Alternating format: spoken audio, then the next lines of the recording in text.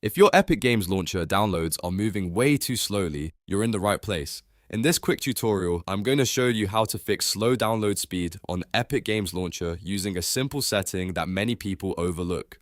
This is one of the easiest fixes you can try, and in most cases, it can make a big difference right away. If this video helps you out, make sure to hit the like button and subscribe for more easy tech tutorials. Let's get into it. First, open the Epic Games Launcher and log into your account if you're not already signed in.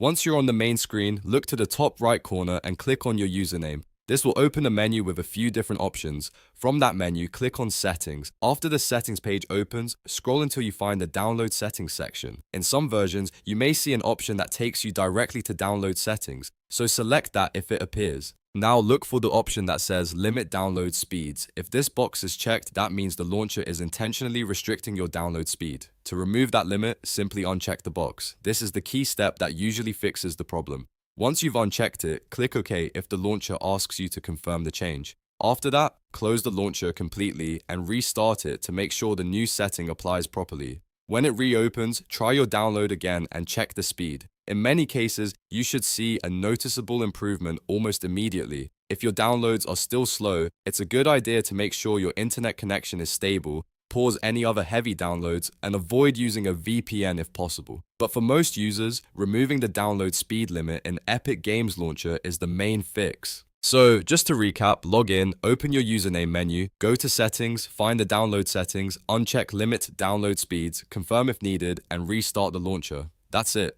You've now fixed slow download speed on Epic Games Launcher the easy way. If this video helped, please give it a thumbs up and subscribe for more helpful gaming and software fixes. Thanks for watching.